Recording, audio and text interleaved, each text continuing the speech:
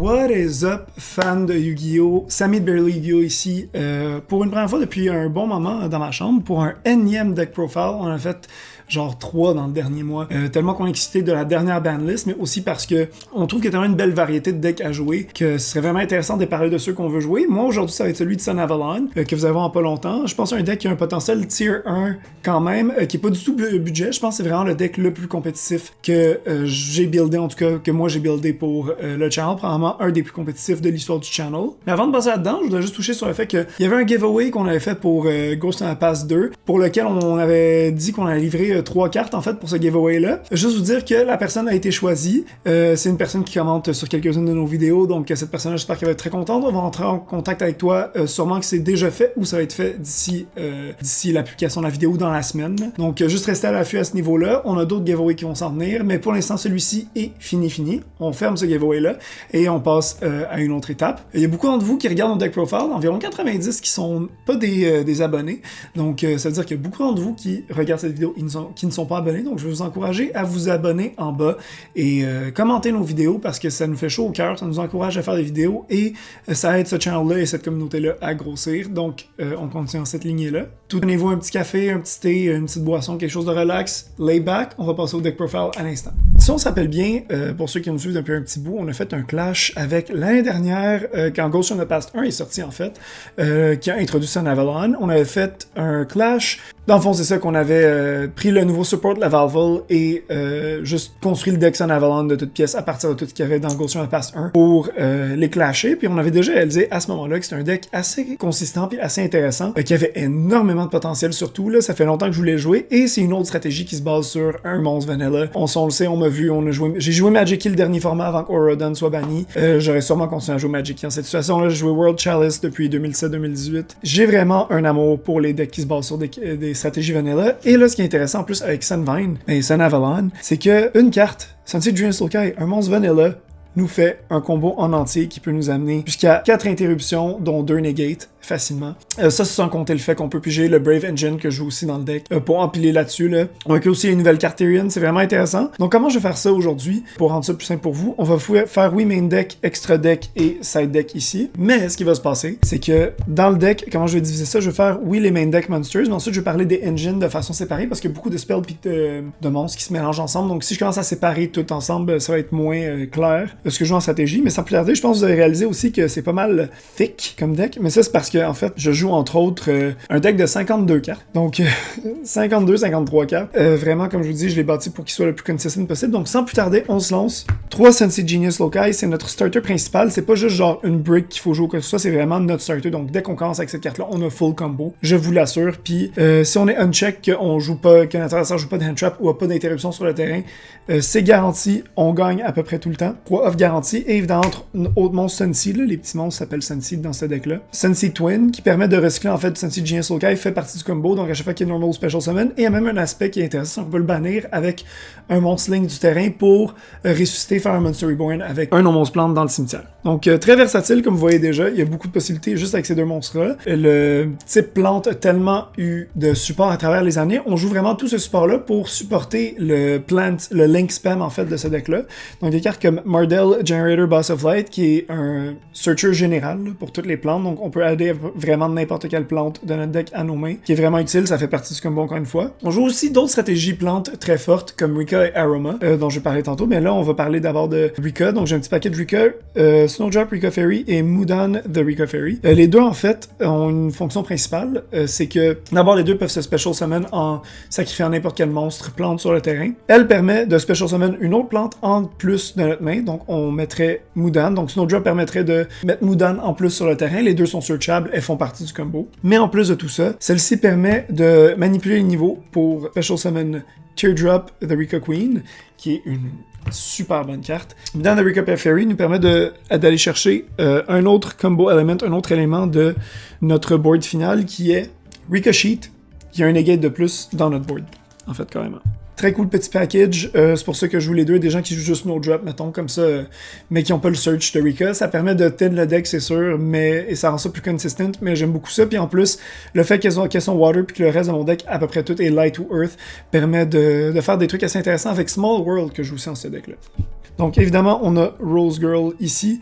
Rose Girl, qui est un extender super intéressant, qu'on peut utiliser dans le main combo ou ne pas utiliser en fait, dépendamment de qu'est-ce qu'on a dans notre main. Mais ce qui est cool avec, c'est que dès qu'un monstre plante quitte notre terrain, on peut la special summon, et s'il est dans notre cimetière, si on possède un monstre plante sur le terrain, on peut la rajouter à notre main, ce qui est totalement gratuit. Par contre, ça c'est juste une fois par tour. Sinon, Aramage Laurel, ça fait partie du combo, permet nous de gagner des points de vie. Il y a un aspect qui peut transformer certains de nos monstres en tuner. On a un petit package synchro, comme j'ai dit, Aroma.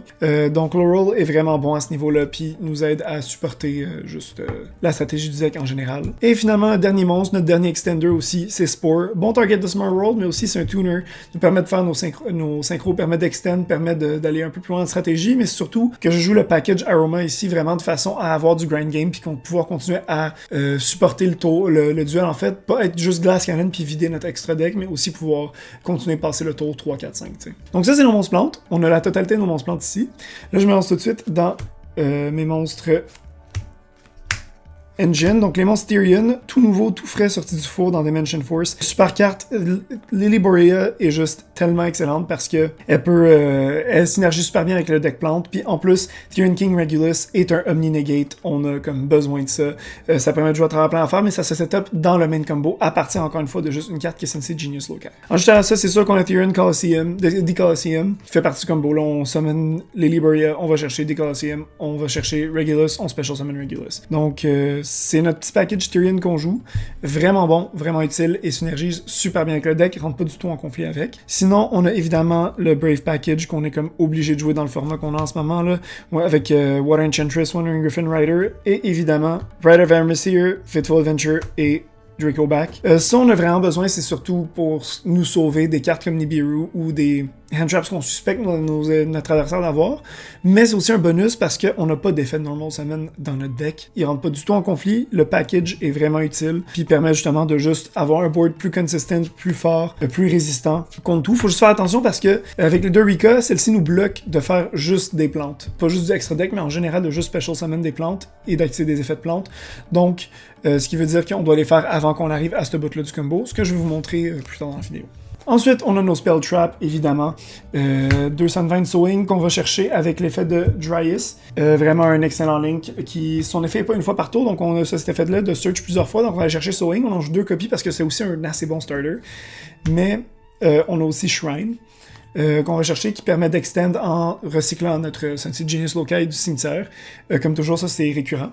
Et comme on a dit tout à l'heure aussi, étant un monstre normal, Sensei Genius Loci a plusieurs cartes qui permettent d'aller chercher assez gratuitement. C'est comme si on jouait vraiment plus que 3 copies en fait dans le deck. Donc Unexpected Dice, ça nous fait comme 6 copies. 2 Painful Decision. Aussi qui font comme si on avait un autre 2 copies là, qui est assez bon aussi. Ça j'en joue 2 avec One for One qui permet de special summon directement du deck et en même temps de remplir notre grave parce qu'on a beaucoup d'effets qui ont rapport avec le cimetière. Donc One for One, super carte pour ça. Et évidemment, juste pour être un petit peu plus consistent à ce niveau-là, Small World, comme j'ai dit, a beaucoup de targets dans le deck. Comme je dis, à peu près n'importe quoi, mettons, Water Enchantress, des fois on va l'utiliser. Je vais aller chercher par exemple un niveau 3 quelconque ou me dire, je vais aller chercher et Water. Fait que je vais aller chercher, mettons, une des Rika par exemple, Mudan, puis le fait qu'elle plante, puis c'est la seule affaire qui ressemble, ben je peux arriver à Sensei Genius Loci comme ça. Il y a beaucoup de bridges comme ça qui sont faciles à faire, là, dont je vous ferai pas toutes les explications, mais c'est assez facile avec ce deck-là, il faut juste comme penser un petit peu en dehors de la boîte. Sinon, j'ai quelques Saki One-of, j'ai un Foolish Burial qui permet de setup son graveyard, comme j'ai dit, à cause de certains effets, mais aussi tout simplement parce que ça permet de starter le Brave Engine, ce qui est bon. Et Change of Heart, je sais, là, c'est pas la meilleure carte à jouer dans ce deck-là, surtout que j'ai déjà 50 cartes, c'est Harper Bricky, mais c'est surtout juste pour Going Second, mais c'est surtout qu'on joue Crossout Designator. Et pour citer Gab, lui-même m'a dit à quel point ce serait King of Games de negate Change of Heart à l'aide de Crossout Designator qui sera dans ton deck. Donc je pense que c'est juste un bon target de Crossout Designator et c'est vraiment quelque chose de très facile à side out pour des affaires vraiment plus utiles dans notre side deck. Sinon, Call by the Grave, évidemment, pour survivre aux hand traps. Crossout Designator fait la même chose. J'ai un assortiment de hand traps que je joue pour, comme target pour ça. Donc, Call by the Grave et Crossout Designator, 4 super bonnes cartes. Et Call by the Grave qui est vraiment flexible aussi. Là. Donc, Crossout Designator fait juste devenir meilleur avec le temps, avec le fait que tout le monde joue pas mal les mêmes engines. Mais Call by the Grave est juste excellente contre littéralement tous les monstres qui sont des hand traps. Finalement, un petit assortiment de 3 traps principales. C'est un Avalon Bloom que Drain Trinity va aller chercher très facilement. parce que c'est ça son effet. Et aussi, ça permet en fait, c'est un Dark Ruler No More, mais pour toujours en fait, c'est que même quand le monstre quitte le terrain, il est négaté. Donc s'il y a un DPI, je peux le négater, s'il quitte, il ne pourra pas utiliser son effet. Donc super carte, vraiment utile, et encore une fois, ce qui fait en sorte que le deck est consistent et puissant.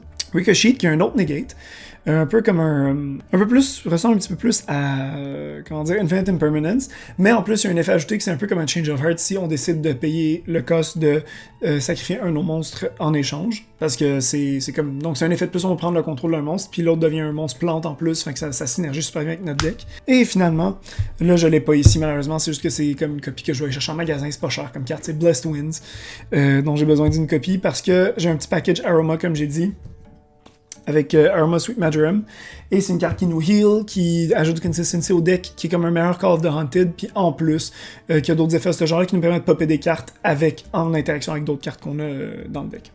Donc là, on s'est rendu là. Il nous reste tout simplement, pour le main deck, les hand traps qu'on joue. Nos hand traps étant 3 Ash Blossom, encore une fois, une des hand traps les plus versatiles, les plus nécessaires à jouer, et qui est bonne dans vraiment plusieurs situations, et qui peut shutdown vraiment des decks très facilement, comme par exemple, Branded Despia a beaucoup de bons targets pour Ash Blossom, ce qui fait en sorte que, par exemple, même quand il met juste Aluber, boum, on negate Aluber, il y a rarement du follow-up. Des fois, juste un Ash peut vraiment tuer certains de ces decks-là. Et c'est un bon target de Cross Designator, évidemment. DD Crow parce que, encore une fois, contre Branded Despia, on peut juste, tout ce qui en va au grave, on peut le banish, c'est bon contre Sky Striker dans le même ordre d'idée. Contre à peu près tout, il faut juste que tu banishes un target. Tout simplement. Ça fait en sorte que on est bon là-dessus. C'est une des cartes les plus jouées du format, c'est une des meilleures cartes du format. Et donc, par conséquent, c'est une des meilleures targets de Cross Designator. Et c'est pour ça que j'ai aussi justement une copie de Effect Vader, puisque je veux juste que ce soit un target de plus pour Cross Designator, évidemment.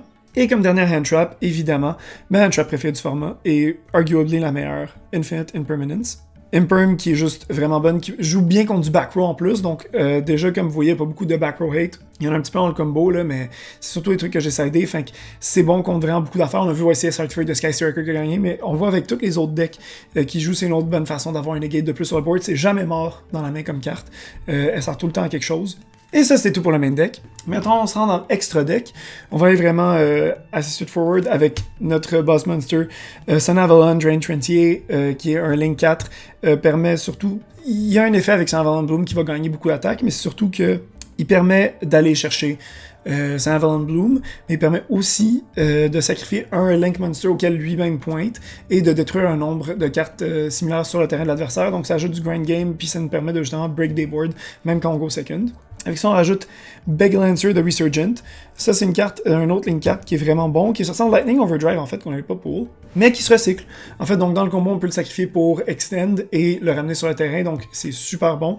Ça le banish après, mais il y a un Quick Effect, en fait, qu'on peut prendre le dommage, puis on bounce la carte, donc c'est un bounce gratuit essentiellement en Quick Effect. 2, Sun Avalon Melias, ou Melias. Le meilleur extender, carrément, parce que ça ressuscite Sensei Genius Lokai, mais en plus, ça continue en fait, parce qu'avec les boards qu'on a, on va finir avec ça, on ramène Sensei Genius Lokai, on extend de plus en plus, synergise vraiment bien avec le deck, c'est comme nécessaire comme combo piece pour la survie de notre deck. Probablement la meilleure carte du deck, Arma Seraphie Jasmine.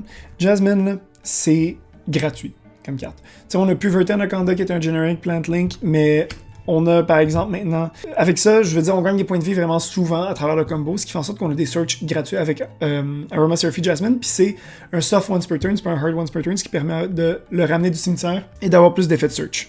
Donc c'est ça, on a comme. Enfin, ça veut dire que dans le main combo, on peut avoir jusqu'à genre 3 search parce qu'on ramène au moins une fois là-dedans, donc c'est une fois par copie, là, vraiment, là, c'est ça qui est vraiment absurde. Sur une nouvelle carte qu'on a pull de Dimension Force, Sylvan Danspion, Danspioni, je sais pas, mais dans le fond, ce qui est intéressant avec cette carte-là, c'est vraiment plus un extender où c'est pour la chance des fois qu'on est mal pris, là, on veut vraiment se déclog la main, là, qu'on a brick. Permet de mill 3 cartes de notre deck et de special win jusqu'à 2 des monstres plantes qu'on a mill de cette façon-là. Mais ça nous permet de mill justement Water Enchantress, de mill des monstres Tyrian, ça nous permet de mill des monstres plantes pour starter les combos. Donc, honnêtement, vraiment bonne carte, vraiment underrated. Par contre, on ne peut pas utiliser ces monstres-là pour des links, les monstres qu'on ressuscite. Donc, généralement, on irait vers un synchro ou on les utiliserait comme cost pour d'autres effets, par exemple les Rika dans nos mains. Donc, vraiment bonne carte, vraiment underrated. 2 copies de Sun Avalon Dryas. La raison pourquoi j'en joue seulement 2, puis généralement j'en joue 3, je voudrais en jouer 3, mais à un moment donné, c'est que c'est vraiment tête comme extra deck. Puis dans le combo, dans le main combo, on a juste besoin de 2, fait que juste m'arranger de de le ramener sur le terrain, puis dans l'extra deck, puis j'utilise son effet. Mais comme je dis, puisqu'il va chercher les Spell Trap, Sun Avalon, dans le main comme on les utilise, on a comme pas vraiment besoin d'un troisième à ce niveau-là. C'est plus un safety d'avoir un troisième, donc moi j'ai pris ce risque-là de pas en mettre un troisième. Sinon là, il m'en manque une, mes 2 copies de Sandvine Healer. C'est parce qu'on a besoin de 2 pour le combo, là. C'est carrément juste que, encore une fois, j'ai juste pas eu le temps de passer au magasin acheter ma deuxième copie. J'en jouais juste une dans la première version de mon deck, puis on dirait que je trouve pas les autres. J'ai l'impression que j'en avais d'autres, mais je trouve juste pas.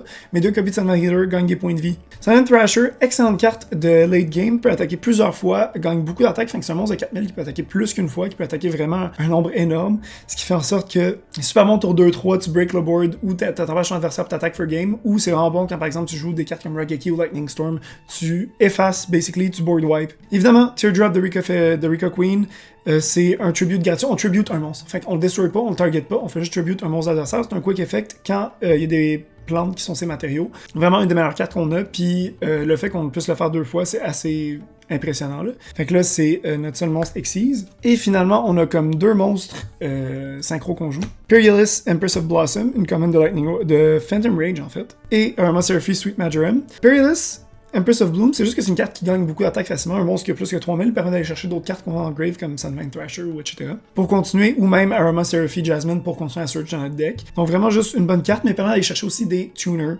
pour faire Aroma Seraphie Sweet Marjoram. Donc c'est juste un extender, c'est excellent en tour 3 si on veut, si on a Go First. Sweet Marjoram va chercher Blessed Winds comme j'avais dit, et à chaque fois qu'on gagne des points de vie, ce qui est absurde là, mais on peut détruire une carte sur le terrain. Fait que c'est un pop gratuit, puis Blessed Winds nous permet de faire beaucoup de choses, dont ramener des cartes dans notre deck, special summon des cartes dans notre grave. C'est honnêtement juste tellement versatile, tellement impressionnant, c'est juste un pop de plus. C'est une excellente carte à juste faire après. Fait que tu peux, par exemple, sur Gen 20, tu décides de sacrifier ton Bengal Lancer, tu l'envoies au grave ou mettons ton, pas Melias, mais quelque chose que juste 1 ou 2 là, peut-être, là. Genre quelque chose comme Jasmine ou un autre monstre comme ça, mais mettons, tu fais Bengal Lancer, tu pop 4 cartes. Ça va faire 4 cartes ou sinon juste une. Tu trouves un moyen de synchro Aroma Seraphie, Sweet Marjoram, tu ramènes une carte, tu gagnes 500 points de vie, puis tu pètes une autre carte de l'adversaire, puis tu fais juste continuer à ce niveau-là, tu as juste break. Puis ce qui est cool, c'est que c'est vraiment des cartes, c'est pas juste des monstres. Ça, c'est du hate de back row. Justement, c'est notre way out de beaucoup de cartes, comme de beaucoup de decks comme Striker, justement. Donc, on n'a pas tant de negates dans le deck, mais on a beaucoup de pop, on a beaucoup de bounce, on a beaucoup de tribute. Donc, on a tellement d'interruptions que, honnêtement, je pense qu'on devrait... Ce deck-là tient juste vraiment bien, puis est vraiment impressionnant. C'est évidemment un side deck, toujours variable selon contre quoi vous jouez et pourquoi. Ah, ça c'est mon Birth Token. Évidemment, on a un combo deck, on a peur de Nibiru. Les gens, ils side Nibiru, ils main deck pas tout le temps. Fait que c'est sûr qu'on a besoin d'une copie dans le side de Nibiru pour jouer contre l'adversaire, être un target de Crossout Designator, donc ça on en a besoin. Sinon, je joue Illegal Knight aussi, qui est juste le seul autre monstre que je joue dans à mon side deck. Illegal Knight parce que justement, ça fait partie du Rave Combo, puis je pense que c'est juste cool comme carte là, honnêtement. Je pense que c'est underrated parce que justement, tu peux bouncer des cartes de l'adversaire, puis ça donne tout le temps cette option-là, surtout Going Second. Si je réalise que je vais Go Second, Wandering Griffin, ça reste une bonne option que je peux garder dans le deck, mais je peux toujours side in Illegal Knight pour faire ok, j'ai le Brave Engine, je peux bouncer ces 2 cartes-là, fait que tu bait, ou tu forces des negates avec ça, comme ça tu peux juste extend ou starter ton combo carrément direct après. Sinon, évidemment, on a des Spell Trap, 3 Dark Ruler No More, je pense que c'est self-explanatory, il faut être capable de Go Second, et 3 Raigeki, non seulement pour Go Second puis popper des monstres, mais aussi parce que ce qui est vraiment intéressant, c'est qu'on a un deck qui est outillé vraiment facilement, donc dès qu'on vide le board puis qu'on peut attaquer avec un de nos monstres que 4000, c'est pas mal fait. Avec Sandvine Thrasher, là, c'est généralement game à ce stade-ci, donc PG Raigeki peut vraiment être une bonne option. Et un peu de back row hate, c'est sûr, avec 2 Cyclones et un Harpies Feather Duster. Et sinon, finalement, les classiques, là. 3 Dimensional Barrier. Je pense que ça, la raison pourquoi, c'est que c'est sûr que c'est Branded Despia, puis c'est souvent Branded Despia qui va dans mon thinking. Mais ce qui est absurde, là, en ce moment, avec Dimensional Barrier, c'est que ça shutdown complètement le deck Despia, là. Je veux dire, tu peux plus faire de fusion. C'est sûr, c'est pas très bon qu'on ait des trucs comme Skyscraper parce que tu sais, les links, ouais, mais comme je dis, c'est vraiment un side deck option carrément contre les decks qui sont Heavy Fusion, Heavy Link, Heavy Synchro. Par exemple, les Synchro Toolbox de Punk, ça c'est super bon contre eux. Et la seule copie de Red Reboot, qui est juste super bonne, je pense que c'est contre n'importe quel match-up qui a beaucoup de trap cards. J'aurais mis genre Anti-Spell Fragrance, mais le fait que j'ai plus de place puis que mon side deck est déjà tight, j'ai pas vraiment cette option-là.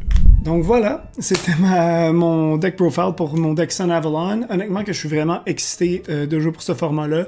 J'adore vraiment tout ce que j'ai intégré. J'ai mis du mien, j'ai cramé beaucoup d'affaires dans le même En même temps, honnêtement, je pense que si je voulais faire une version un petit peu plus consistent ou un petit peu moins intense en termes de construction, je pourrais enlever tout le Brave Engine puis couper quelques one-of un peu inutiles. Je serais vraiment à 40 cartes piles puis j'aurais le Therian Engine dedans en plus. Sinon, c'est sûr qu'il y a des options budget que je peux remplacer pour chaque, là, mais n'hésitez pas à poser vos questions en commentaire, écrire. Donc, je vous rappelle simplement de vous abonner. S'il vous plaît, ça nous aide vraiment de faire ça. Ça nous encourage à faire des vidéos puis on répond à tous vos commentaires. Donc, commentez en bas. Dites ce que vous pensez, ce qui vous passe par la tête, tout ça, n'hésitez pas. Sinon, en dehors de tout ça, je vous souhaite une bonne semaine. Et Cédric et moi, on a un band qui s'appelle Nephalite. Tous les détails sont dans la description. C'est de l'assez bonne musique, puis on commence tranquillement à travailler sur un petit peu plus, là, donc restez à l'affût là-dessus. Ceci dit, je vous souhaite un bon dimanche si vous regardez ça le dimanche quand ça sort. Sinon, une excellente semaine, un excellent format, un bel été, un beau printemps. Ciao!